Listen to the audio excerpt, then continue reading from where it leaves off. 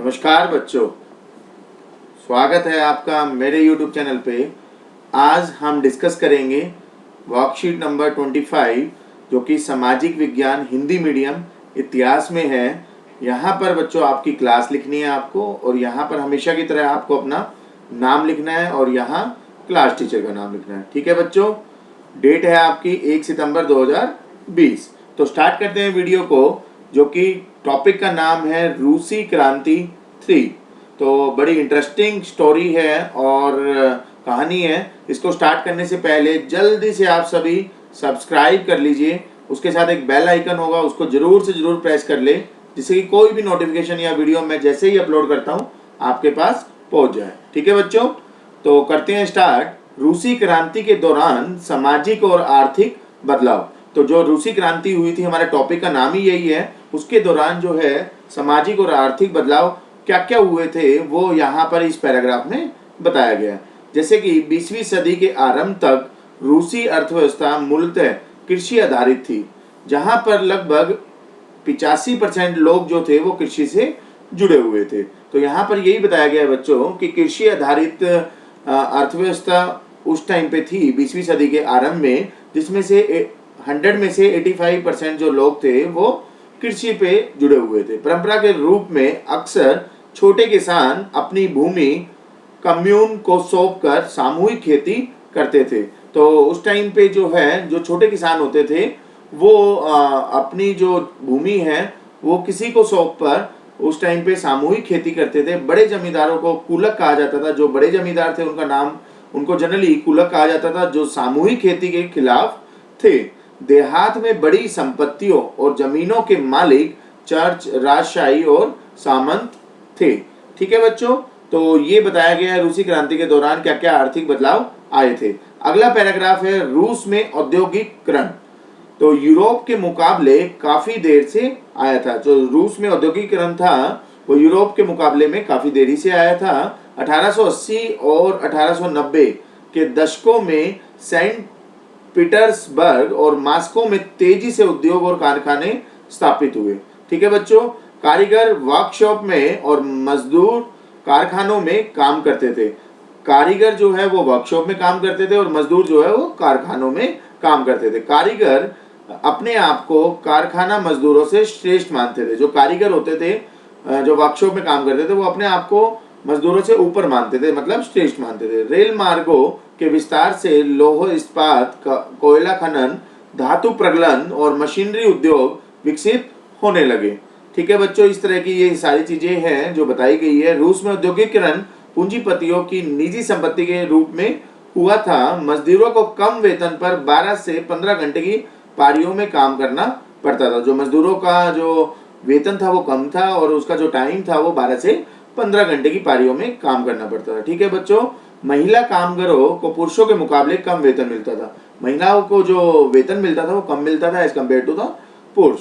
ठीक है बच्चों, मजदूरों की दशा बहुत शोचनीय थी। उनके अक्सर बेहतर सुविधा और अधिक वेतन के लिए असंतोष रहता था। तो मजदूरों की दशा इतनी अच्छी नहीं थी, उसमें जो है अधिक वेतन नहीं मिल पाता था उनको, और अक्सर सुविधा भी उस तरह से नहीं मिल पाती थी। मजदूर संघ भी बनाए जाने लगे और मांगों को लेकर हड़ताल और प्रदर्शन होना आम बात थी। तो इस तरह से मजदूर संघ भी बनाए जाने लगे और हड़ताल, प्रदर्शन, इस टाइप की चीजें जो है वो नॉर्मली होती रहती थी।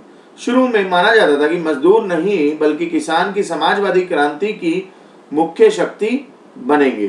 तो मजदूर जो है वो बेसिकली किसान की समाजवादी क्रांति की जो शक्ति थी वो बनते जा रहे थे धीरे धीरे। किंतु लेनिन के नेतृत्व में बोल्शेविकों का मानना था कि किसानों में एकजुटता और अनुशासन का अभाव है।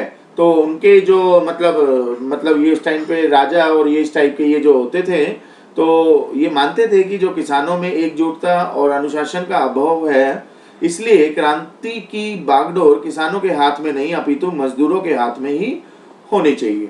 ठीक है बच्चों, तो ये सारा कुछ था रूस में औद्योगिकरण कैसे कैसे आया, क्या क्या चीजें थी। उसके बाद प्रथम विश्व युद्ध का रूस पर प्रभाव।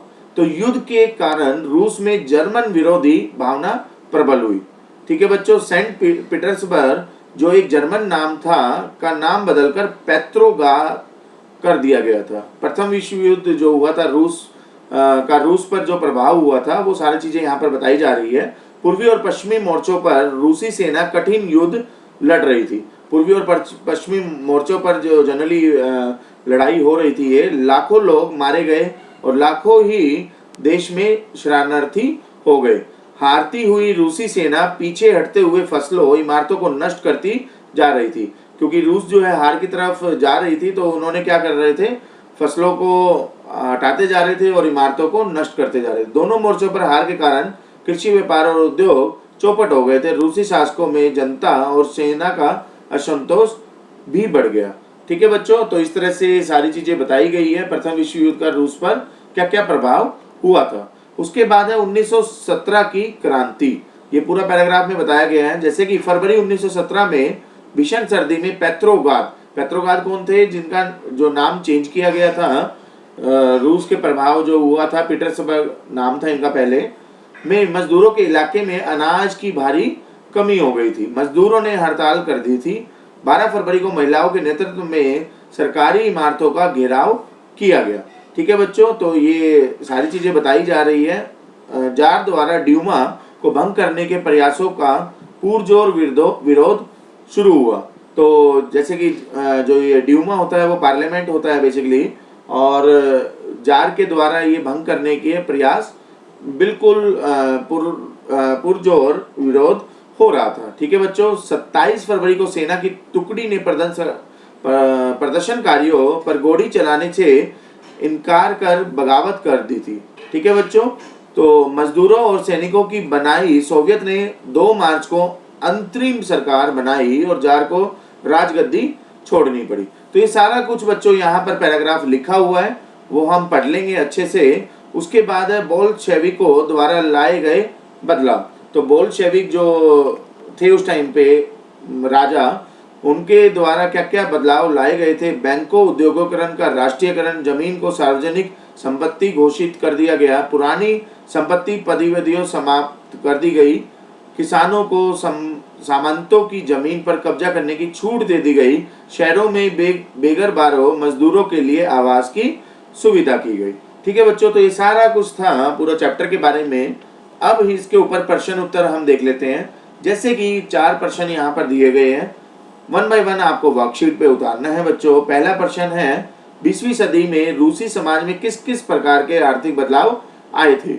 जो पहला पैराग्राफ था बच्चों, वो 20वीं सदी का रूसी समाज में जो बदलाव आए थे आर्थिक तौर पे, वो सारा कुछ लिखा हुआ है। तो वही चीज मैंने यहाँ पर लिखी है। 20वीं सदी शताब्दी के दौरान रूसी अर्थव्यवस्था कृषि पर आधारित थी, जिससे कि लगभग 85% आबादी ने कृषि से अपना जीवन यापन किया।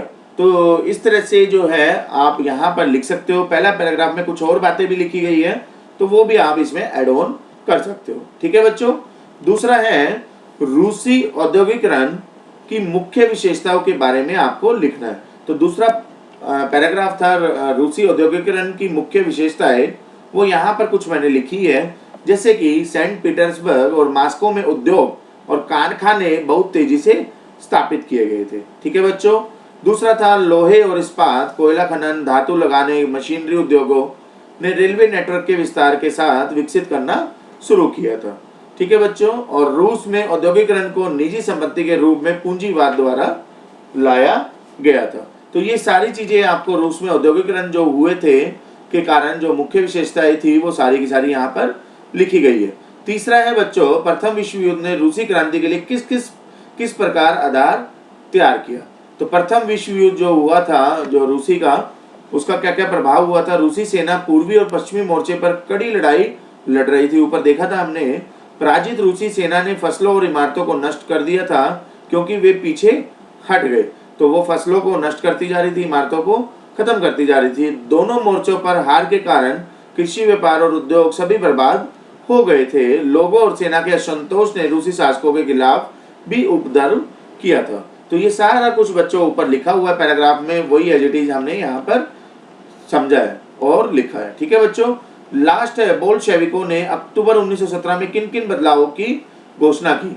ये वाला पूरा पैराग्राफ आपको यहाँ पर लिखना है। बोल्शेविकों द्वारा क्या क्या बदलाव किए गए थे, तो वो चीज हमने लिखा है यहाँ पर। बैंकों और उद्योगों का राष्ट्रीयकरण किया गया था, भूमि को सामाजिक संपत्ति घोषित की गई थी, अभिजात वर्ग के पुराने खिताब पर प्रतिबंध लगा दिया गया था। किसानों को नोबेल्टी की भूमि को जब्त करने की अनुमति दी गई थी और शहरों में श्रमिकों और बेघरों को घर की सुविधा प्रदान की गई थी। तो ये सारी चीजें बोल्शेविकों ने अपने जो 1917 का जो घोषित किया था, जो जो चेंजेस किए थे, वो सारे के सारे यहाँ पर हमने बच्चों लिखे हैं। तो आपको वीडियो अगर समझ में आई है, बहुत अच्छी लगी है, तो इसको लाइक जरूर करें बच्चों, उसके साथ सब्सक्राइब जरूर से जरूर करें, उसके साथ एक बेल आइकन होगा उसको जरूर प्रेस कर ले, जिससे कोई भी नोटिफिकेशन आपकी मिस ना हो, और अपने फ्रेंड सर्कल में जल्दी से शेयर कर दे, जिससे कि वो भी अपनी वर्कशीट को कंप्लीटली और टाइमली कर पाए। ठीक है बच्चों, मिलेंगे नेक्स्ट वीडियो में नेक्स्ट वर्कशीट के साथ। अभी के लिए थैंक यू।